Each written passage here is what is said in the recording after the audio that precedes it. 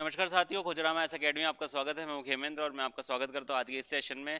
तो इस YouTube channel पे ये सेशन रेगुलर चल रहा है और रेगुलर आप लोगों को सारी सारी चीज़ें यहाँ पे प्रोवाइड कराई जा रही है।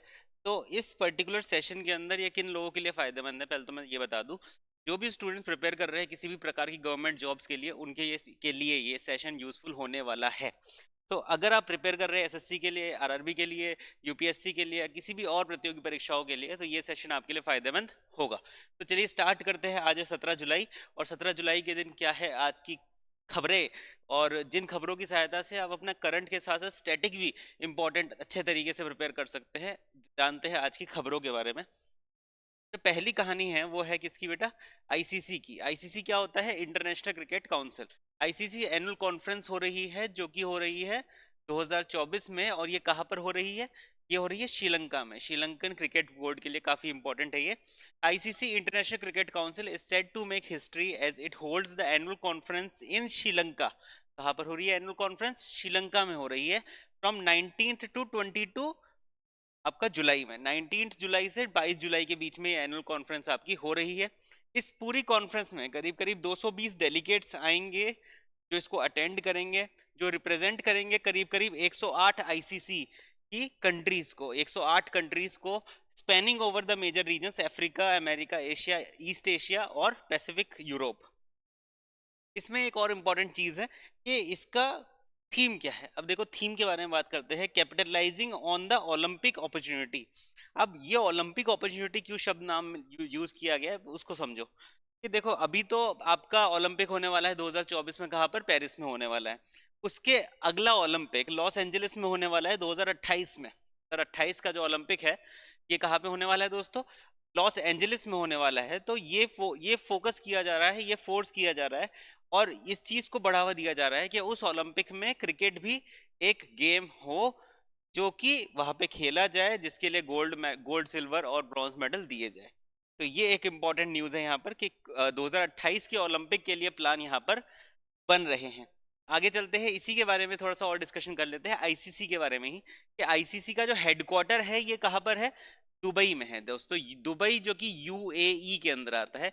Dubai UAE, United Arab Emirates, ये कंट्री का नाम है, दुबई शहर का नाम है।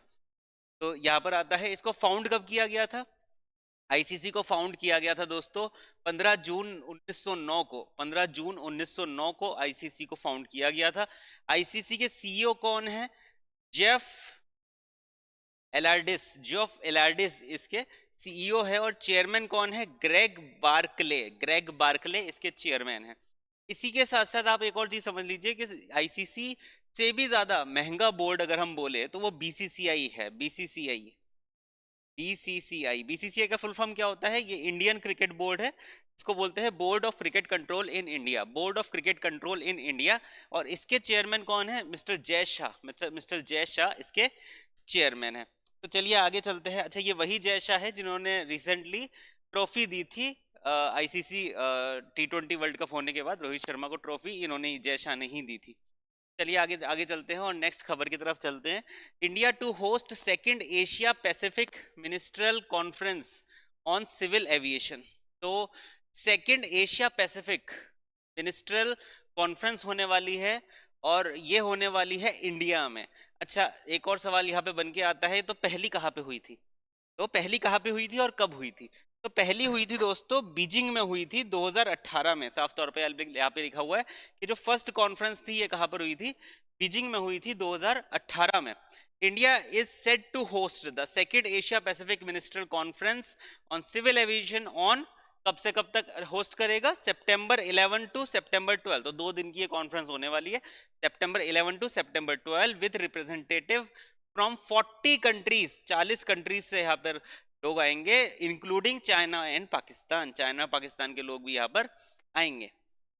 तो बेसिकली रिसेंट ईयर्स में इंडियन एविएशन सेक्टर ने बहुत ही अच्छा काम किया है और हम ये मान सकते हैं कि इंडिया ने काफ़ी अच्छी रैंकिंग अचीव कर ली है कि डोमेस्टिक फ्लाइट्स में भी, और अभी अभी रिसेंटली स्टडी ये भी बताती है कि 33.41% of global departure happens in Asia Pacific region, और उसमें भी जो मेजोरिटी एरिया है वो इंडिया ही कवर करता है, मेजोरिटी क्राउड इंडिया ही कवर करता है।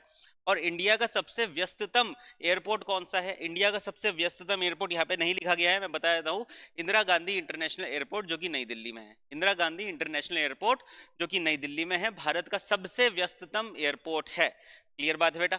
आगे चलते हैं, आगे की तरफ, अगली खबर की तरफ। क्या है ये? India launches first national toll free anti narcotics helpline. Okay, इसका क्या मतलब होता है? इसका मतलब ये होता है कि एंटी नारकोटिक्स, नारकोटिक्स को रोकने के लिए, ड्रग्स के सेवन को रोकने के लिए बेसिकली, तो एक हेल्पलाइन नंबर लॉन्च किया गया है। तो ये बहुत इंपॉर्टेंट है, ये बहुत इंपॉर्टेंट क्वेश्चन बन भी सकता है। India launches toll free helpline, और नंबर क्या है? 1933 और इसका नाम भी दिया गया है। क्या नाम दिया गया है? Manas, MANAS, to combat narcotics crime initiated by union home minister Amit Shah. It aims for nasha mukt Bharat, नशा मुक्त भारत 2047। तो 2047 तक का टारगेट लेकर इसको नशा मुक्त भारत की जो स्कीम है इसको चलाया जा रहा है। उसके तहत इन्होंने एक हेल्पलाइन नंबर जोड़ा है 1933, और इसका नाम दिया गया है मनस। मनस नाम दिया गया है। किसने लॉन्च किया है? हमारे union home minister Amit Shah ji ने लॉन्च किया है। पर्पस क्या है इसका? Manas will address various drug related issues including trafficking, illegal sales, storage, malfunctioning, cultivation of narcotics. It guarantee confidentially and promises prompt action under the NDPS Act।